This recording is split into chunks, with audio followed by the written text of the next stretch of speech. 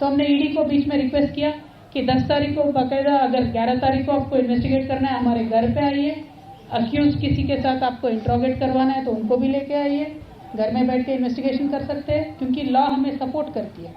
उन्होंने कहा नहीं, आपको खुद चल के आना होगा। देखिए, मैं तो पॉलिटिकल लीडर हूँ, लकीली बाय गॉड्स ब्लेसिंग पूरा पार्टी हमारे साथ है, हमारे पास साधन है तो हम पहुंच सकते हैं। लेकिन मैं मीडिया मित्रों से ये पूछना चाहती हूँ, कई आम महिला किसी गांव में है, कुछ इन्वेस्टिगेशन चल रहा है, तो इतना हमने कोविड के दौर में देखा है कि वीडियो कॉन्फ्रेंस से मेडिसिन भी पहुंच सकता है, डायग्नोसिस भी हो सकता है, तो इंटरोगेशन क्यों नहीं हो सकता है वीडियो कॉन्फ्रेंस से।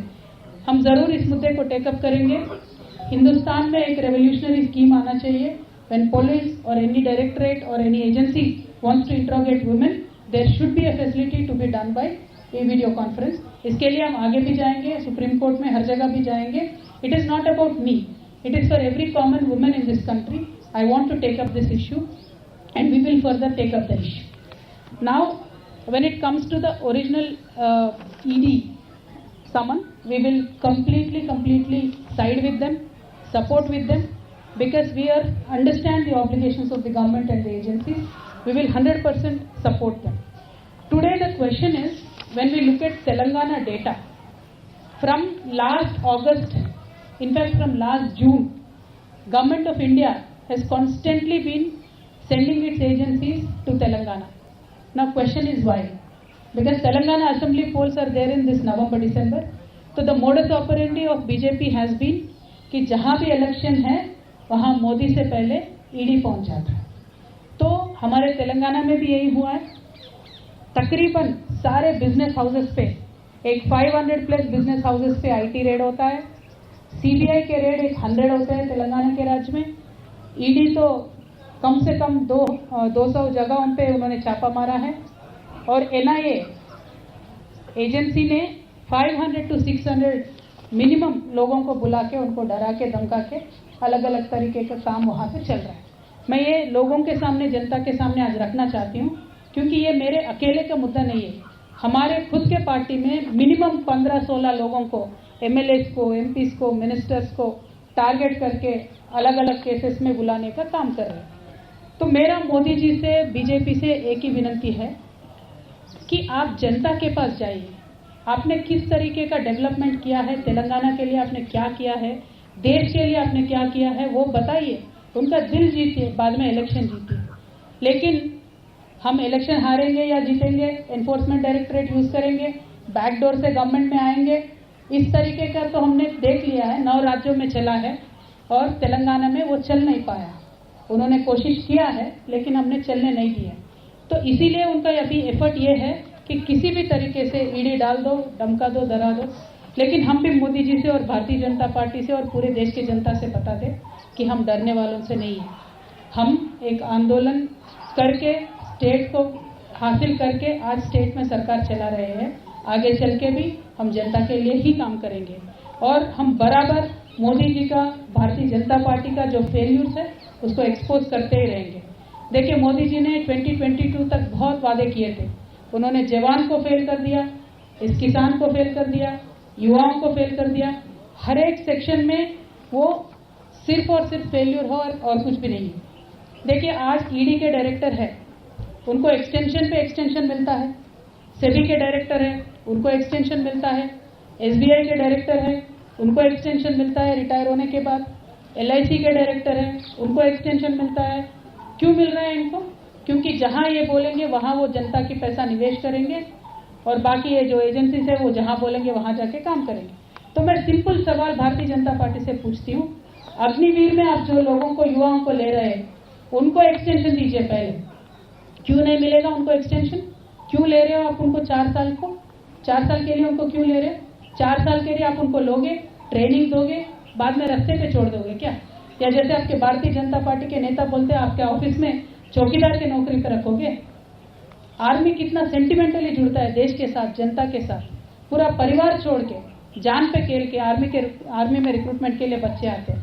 तो मैं आज यहाँ से डिमांड करती हूँ मोदी जी से, आप 4 साल के लिए अग्निवीरों को ले रहे हो, उनका एक्सटेंशन दीजिए, परमानेंट कीजिए। क्योंकि आज भी आर्मी में 3.5 लाख वैकेंसीज है।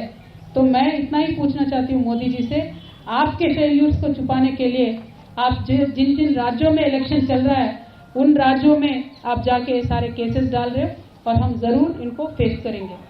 देखिए, फ्रेंडली उनके जितने भी पॉलिटिकल पार्टीज होते हैं उन पे कोई रेड नहीं होता है, फ्रेंडली उनके जितने भी बिजनेस हाउसेस है उन पे कोई रेड नहीं होता है, उन सबके लिए तो 7 खून माफ हो जाते हैं। अब अदानी जी ले लीजिए, बाकी बहुत लोग हैं, उन पे तो कुछ नहीं होता है। और आज तो इतना चर्चा है पूरे देश भर में कि देश में डबल इंजन सरकार चल रहा है, और ये 2 इंजन कौन है देश में? एक इंजन प्रधानी है, दूसरा इंजन अदानी है। तो ये हालत आज देश में है। तो ये बच्चा बच्चा जान चुका है, जिस तरीके से मोदी जी अपने आप को क्लीन बताते थे, साफ बताते थे, वो है नहीं। और श्रीलंकन गवर्नमेंट भी यहाँ आके बोल के गया है कि अदानी जी के लिए आप, मोदी जी खुद जाके बोले कि इनको प्रोजेक्ट देना है। तो इस तरीके के सब बात सामने आ रहे हैं। तो ये छुपाने के लिए आप विपक्षों पे ईडी का वार कर रहे हो, वो ठीक है, हम विपक्ष है, जेल लेंगे, हम पॉलिटिशियन हैं, लेकिन जनता पे जो महंगाई का आप वार कर रहे हो ना, वो जरूर आपको आगे इलेक्शन में रिजल्ट दिखाएगा। मोदी जी, आप काम उस पर करिए। मेरा विनंती ये है भारतीय जनता पार्टी से, please work on reducing the prices, please work on giving more subsidies, please work on giving more jobs. What will you get out of torturing people like us?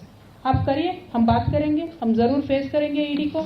लेकिन आपके बीएल संतोष जी से भी बोलिए जरा हमारे तेलंगाना में आके सिट के सामने पेश हो जाए, आंसर करे, क्वेश्चन आंसर करे। किस बात की डर है आप? हमने गलती नहीं किया, हम तो आ रहे हैं ईडी में, हम कल भी जाएंगे, आपको जो करना है करिए, जो लीगल कोर्स है, लीगल एक्शन है, हम पूरा आपसे कोऑपरेट करेंगे। लेकिन बीएल संतोष जी क्यों केस पे केस करके, दावे पे दावे करके, स्टे के ऊपर स्टे क्यों लेके आ रहे हैं? इस बात को जरा जनता गौर करके सोचे। मेरी जनता से एक ही रिक्वेस्ट है, जिस देश में गांधी जी पैदा हुए हैं उस देश में आज झूठ का राज चल रहा है। झूठ पे झूठ, झूठ पे झूठ, झूठ पे झूठ हमें बोला जा रहा है।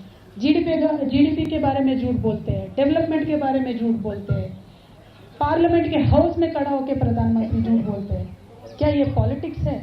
ऐसा पॉलिटिक्स चाहिए? पावर चाहिए तो जनता के पास जाओ, भाई जीतो उनका दिन। ये किस तरीके का पॉलिटिक्स है? हमें सहनशीलता का भी हद होती है। मैं भारत की जनता से इतना ही बोलना चाहती हूँ कि वन नेशन वन फ्रंट का सरकार को आप मौका मत दीजिए।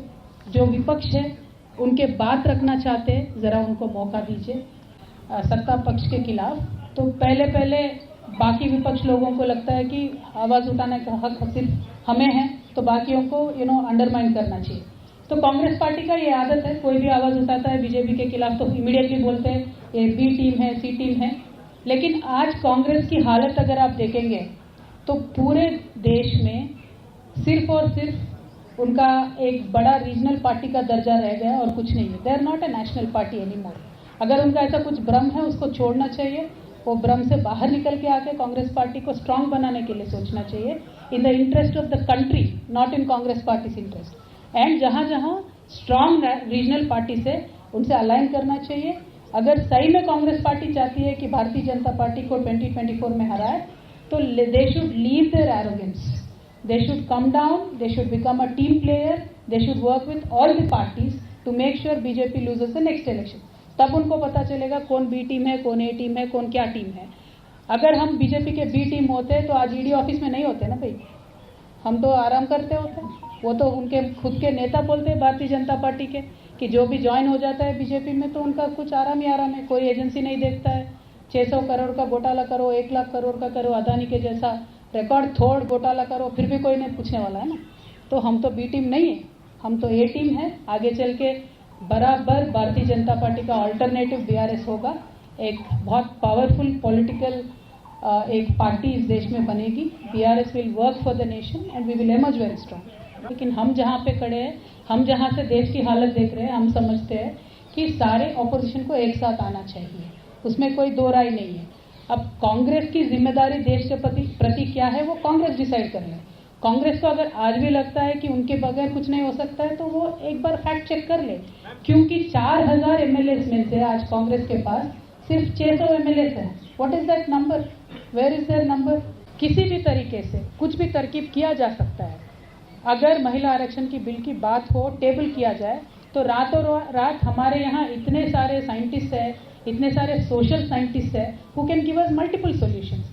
लेकिन उस बहाने बिल को ना रोके, बस हमारा वही बात है। हमारे लीडर बीआरएस के लीडर केसीआर साहब ने भी ये ऑल्टरनेटिव दिया है कि अगर आपको लगता है महिला आरक्षण 33% देने से किसी का नुकसान हो रहा है तो सीटें बढ़ा दिए जा सकते हैं, बाद में भी 1/3 रिजर्व कर सकते हैं सीट्स, उसमें कोई दो राय नहीं है। There are multiple issues like quota within quota, some parties have that objection, we do not have objection for that. In fact we are saying OBC का जनगणना होना चाहिए, ओबीसी का रिजर्वेशन हर एक उनको हक से मिलनी चाहिए। और इस देश का ऐसा हालत है सर कि कभी भी 150 ईयर्स में सेंसस नहीं रुका था, लेकिन मोदी सरकार आने के बाद आज तक नॉर्मल जनगणना भी नहीं हुआ, ओबीसी का छोड़िए। There is no census in this country done from last 10 years, and what development are we talking about? How are we going to talk about China? How are we going to compete with them? So to introduce women's bill, these issues or these concerns should not be the stumbling block. Let the bill come, let us all sit together and find a solution. That is our demand. हमसे जुड़े रहने के लिए हमारे YouTube channel को subscribe करें और नई वीडियो की नोटिफिकेशन के लिए बेल आइकॉन को दबाएं।